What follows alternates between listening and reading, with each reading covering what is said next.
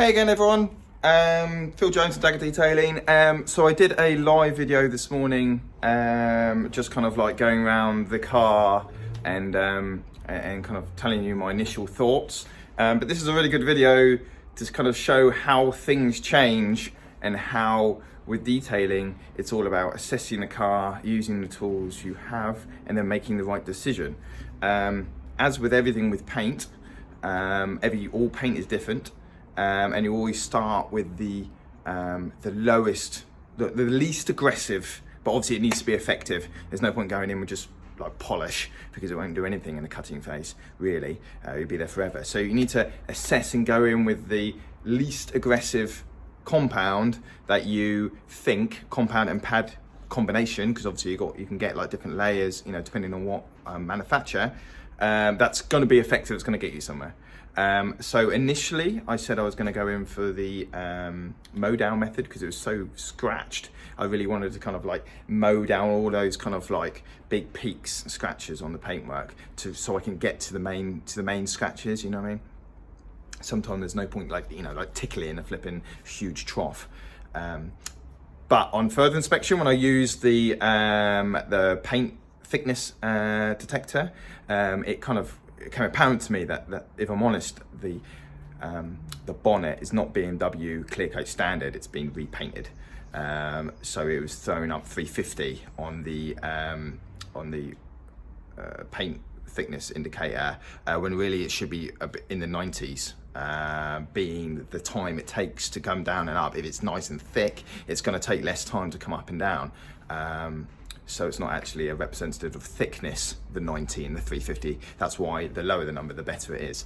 But because of that, I switched down a bit because I didn't want to burn through the paint or cut too much. I wanted to see how thick it was.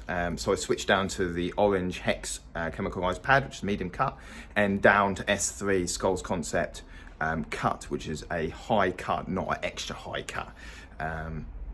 And that's what I've done. And as obviously I've done a few passes on that. The good thing about Skulls Concept and why I rave on about it is because there's a few things that affect the way a pad will cut. For example, I've just cut on that. I've passed, go up and down about 4 times in a hex. You see all that white on there? That's compound. So obviously as you put the compound on, it spreads it across the car and it cuts, it heats up and goes from liquid to pretty much a powder. When you're cutting, the most important thing is to keep it nice and flat, and you want contact. So you want the cutting compound to have as much contact with the paint as possible.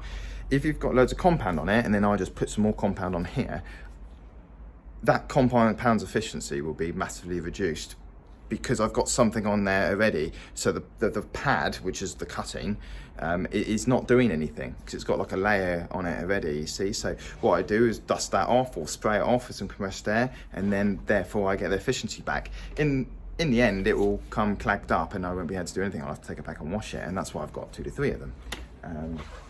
But yeah, it's a very important stage. And obviously also slow is good. Like the slower you go, the better cut you're going to get. It gives the compound more chance to cut.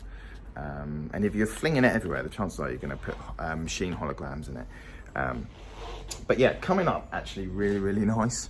And I'll do a little kind of, I'll do a half down the bonnet so you can see. But the paint's coming out really nice. But we'll see what the rest of the car goes like, because obviously we'll be working with BMW clear coat, and that's a little bit more kind of harder to cut, so I might have to switch back to my original plan. But we will see. I'll catch you later. Bye.